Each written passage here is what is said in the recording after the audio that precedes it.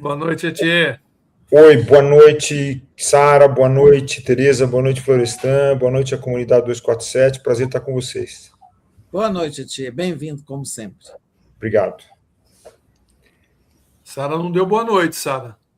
Foi a primeira. Deu? Então tá bom. Então vamos lá. Não se sabe se é Sara, Nara ou Lara, né? Mas é a nossa querida Sara. E o meu, então, que é Floresta, Flores, Matinho, já me chamaram de Matinho. Florestão, né? Porque o corretor transforma em Florestão. Mas, Atiê, não se fala em outra coisa a não ser nessa história do Master, né? Ela ganhou uma dimensão que acho que tem a ver com o início da campanha eleitoral. E preocupa muito, né? Porque ocorreram ali decisões do Toffoli extremamente polêmicas e há interesses também extremamente assim perigosos para a nossa República, né?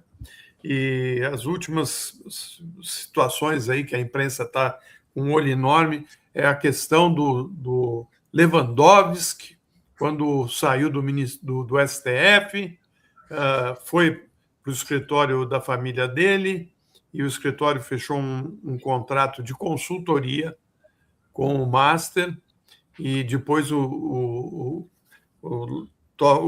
Lewandowski foi ser ministro da Justiça, mas ele, inclusive, se distanciou do escritório, bloqueando até a sua carteirinha de advogado, antes de tomar posse.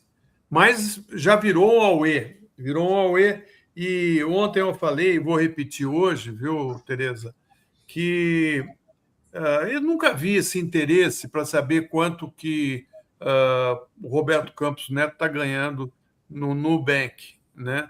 Também não vi nenhuma pergunta ou questionamento, né, a respeito de ex-ministros do Bolsonaro, como Paulo Guedes, onde ele está ganhando dinheiro e o que ele está fazendo. Mas aí parece que os ministros que estão mais ligados à ala progressista não pode prestar nenhum serviço privado depois que sai do serviço público. Queria que você explicasse para a gente aí, você que é desembargador, o que pode ser feito no sentido de dar uma ordem nessa relação quando o juiz tem parentes com o escritório de advocacia, né? Tem mais uma lembrança aqui. Eu queria saber quantos... O governador do Rio é advogado, tem escritório.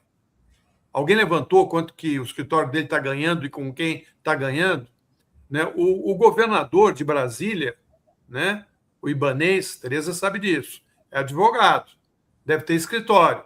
Alguém vai lá levantar os contratos dele? Mas ele queria comprar o BRB, e até agora não apareceu nada.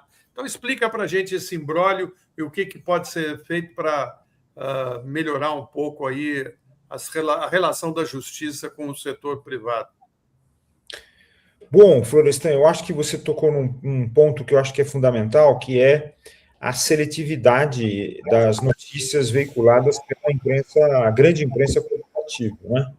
Que vive, claro, como é uma grande imprensa, ela vive de seus patrocinadores. Então, basta assistir aos programas e ver quem é que patrocina esses programas, né, para você ver de onde surge essa seletividade.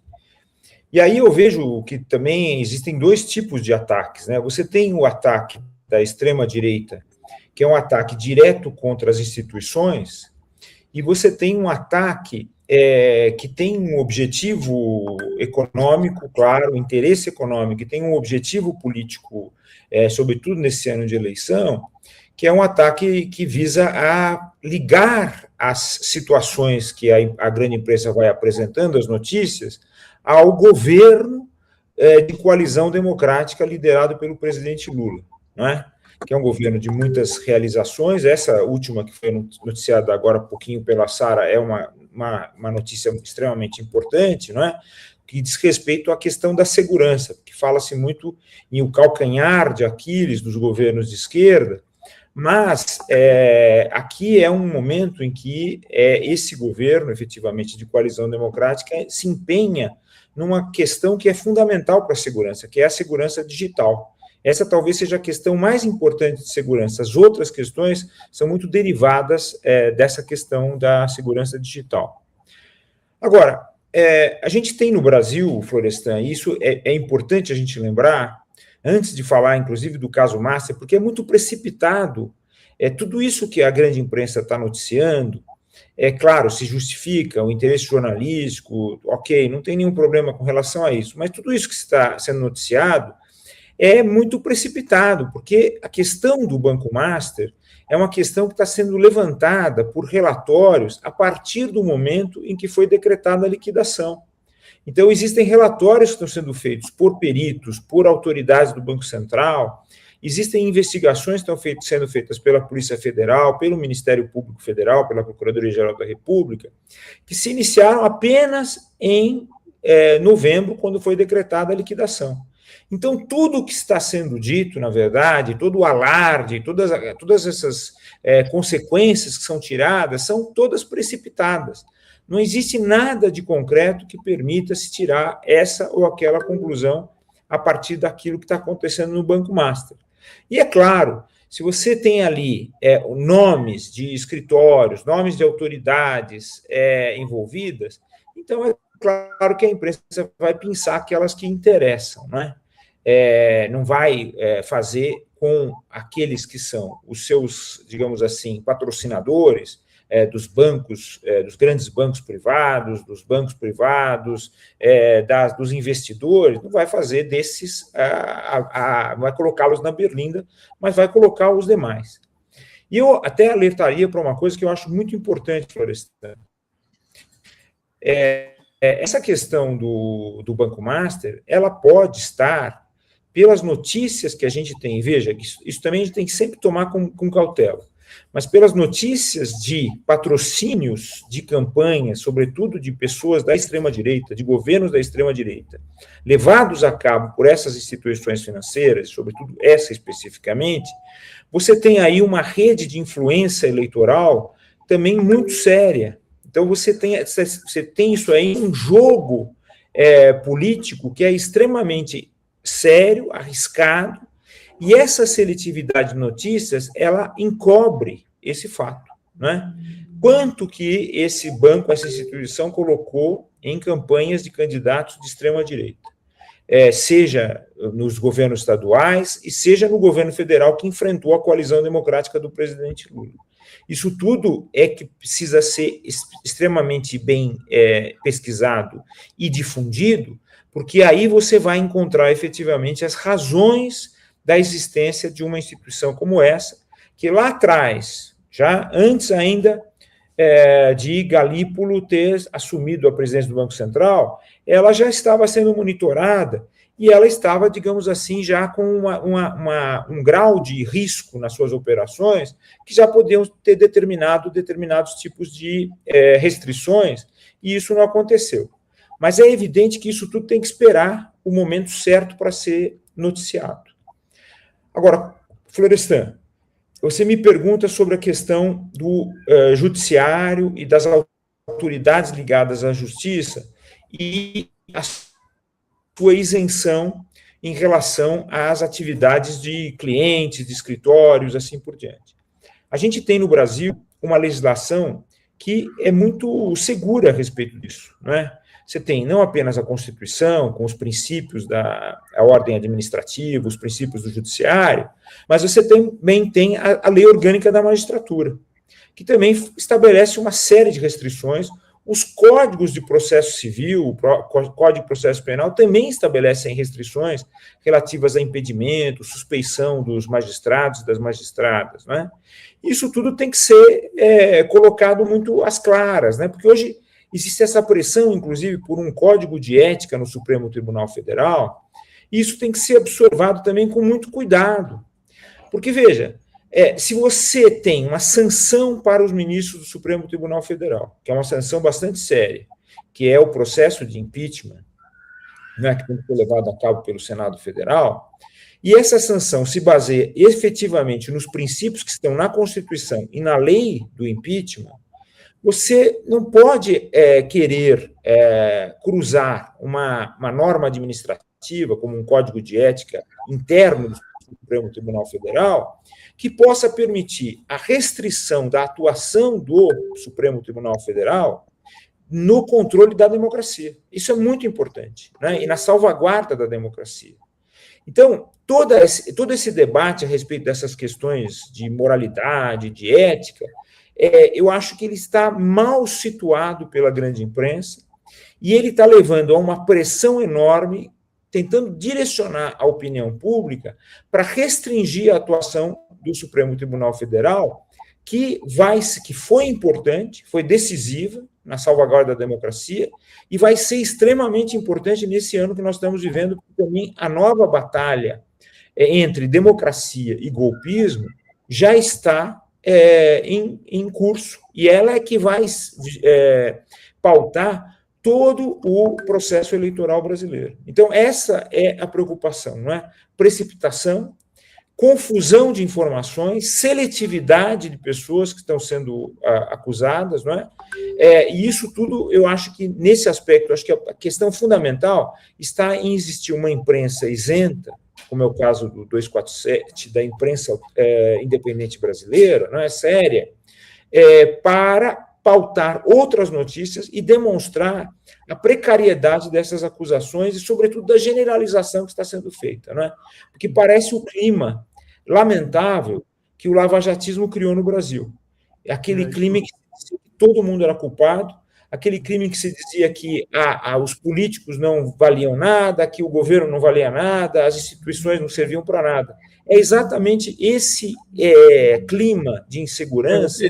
Desacreditar a justiça, né? É isso que eles estão fazendo. Mas eu vou passar para a Tereza. Tereza? Eu não entendi, gostaria que você explicasse melhor. Por que você acha que um código de conduta conflita com o fato de já existir a lei do impeachment, né? A lei do impeachment prever também o impeachment de ministro supremo, porque ela trata de presidente da República, de deputado, senador, ministro de Estado, procurador-geral da República, em suma, de todos os ocupantes de cargos sujeitos, né, a responderem por crime de responsabilidade. Eu entendo que a lei, o impeachment, o eventual impeachment de um ministro do Supremo, que nunca aconteceu, é para o crime máximo, né? Quando supõe-se que o ministro cometeu um crime maior, um crime de responsabilidade. Mas isso não impede que, na defesa da própria corte, sejam estabelecidas algumas vedações, né? Algumas normas, como o que pode ser, que tipo de gentilezas, entre aspas, podem ser aceitas, que tipo de trabalhos podem ser feitos, conferências são remuneradas, podem ser aceitas, e também essa grave questão que existe no Brasil, que é o relacionamento dos escritórios de advocacia de parentes de autoridades do judiciário, né?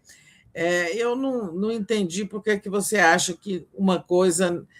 por já existir o impeachment de ministros, não poderia existir esse código de conduta, que, a meu ver, né, o ministro Fachin está empenhadíssimo nele, porque deve entender que esse código pode proteger o próprio judiciário, especialmente a Suprema Corte. Eu acho que proteger a Suprema Corte, né, de ataques autoritários é um dever de todos os democratas. Nós devemos muito ao Supremo. Agora, tudo que for feito para protegê-lo de situações desgastantes, eu acho que é bom. Tereza, olha, claro, eu concordo com você, é preciso que a gente crie mecanismos de proteção ainda mais segura, muito mais forte, muito mais rígida das instituições nesse momento em que elas são atacadas, não é? Mas tudo isso que você referiu sobre as vedações ao trabalho dos ministros, das ministras, dos juízes, das juízas, desembargadores, desembargadoras, etc., portanto, dos magistrados e magistradas brasileiros, isso tudo já existe.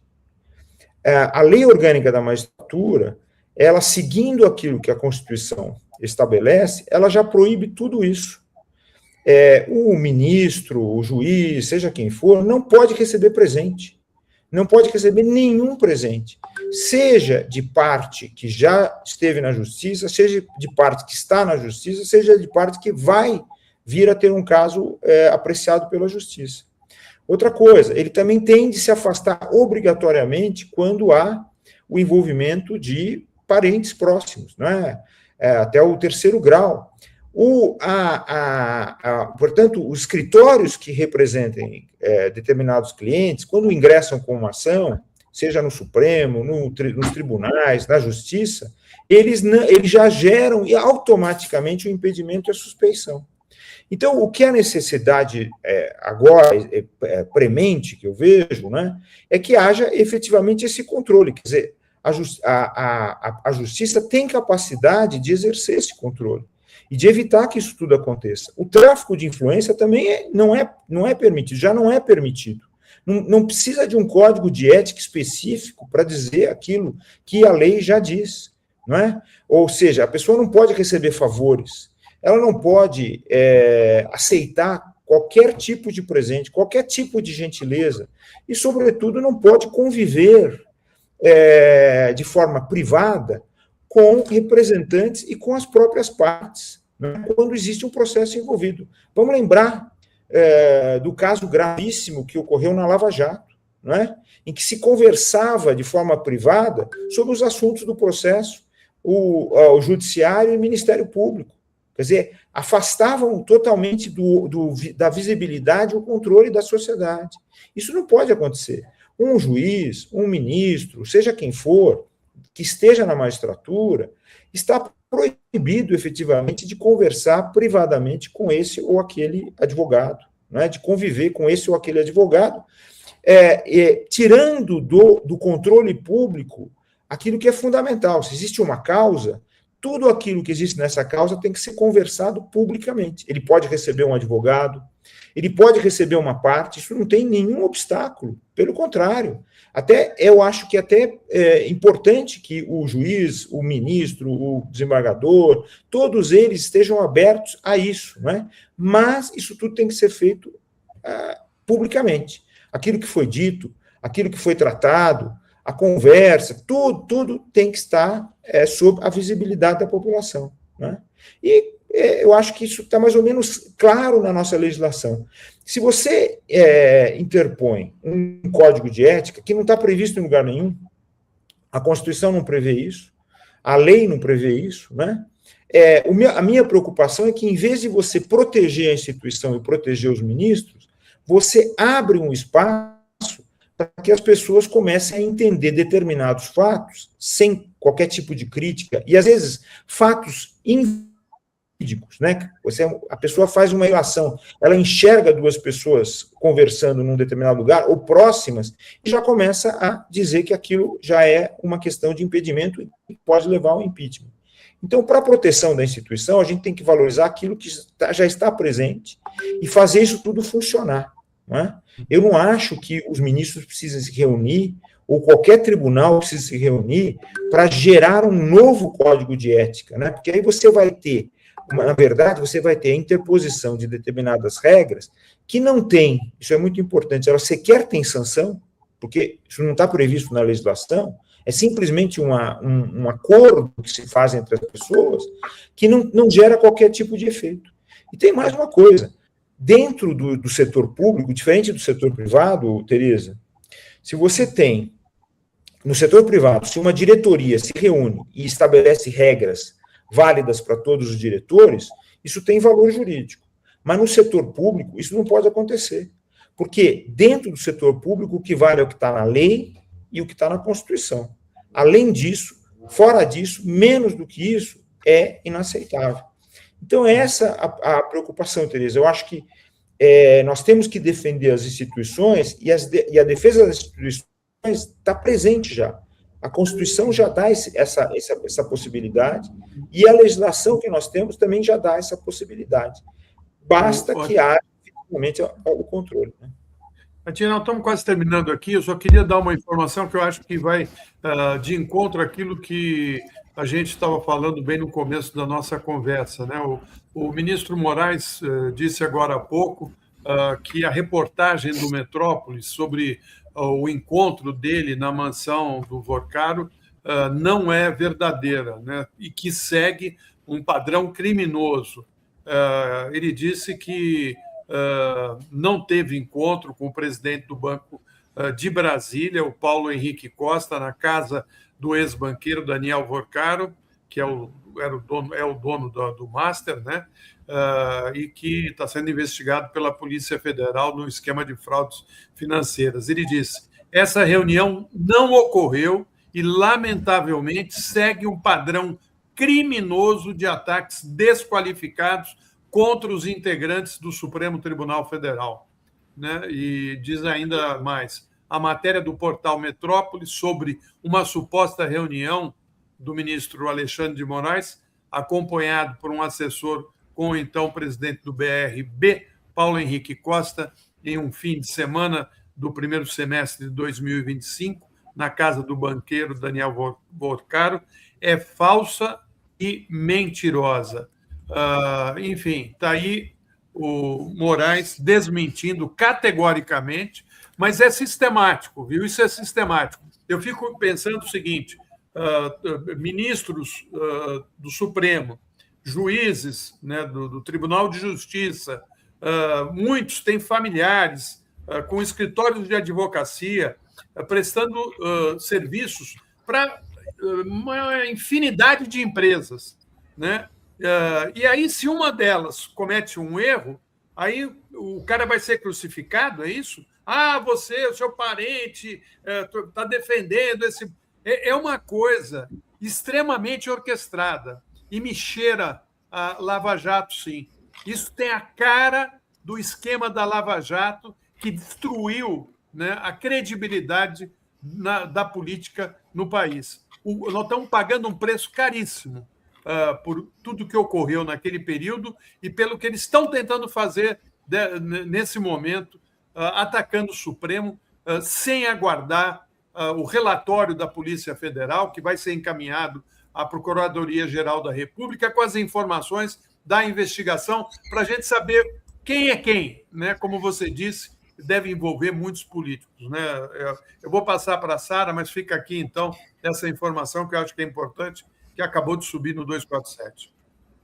Não, excelente. Só para falar que o ministro Alexandre de Moraes desmentiu a matéria do Metrópolis, ela, só para as pessoas entenderem, ela é destacada da seguinte forma: o encontro de Moraes com o presidente do BRB na mansão de Vorcaro, do Master, vídeo. Quando você coloca vídeo na manchete, você supõe o quê? Que você tem um vídeo desse encontro na mansão, né? Ainda que seja um vídeo distante, de alguma forma, mas não, o vídeo é sobre a matéria, é só isso. É só para realmente induzir as pessoas a achar que existe uma prova, né, desse encontro aí entre esses dois personagens. O Miola está aqui, gente. Eu não sei se a Tia pode continuar um pouquinho com a gente. Um pouquinho, para fazer uma questão também para a Tia, vai.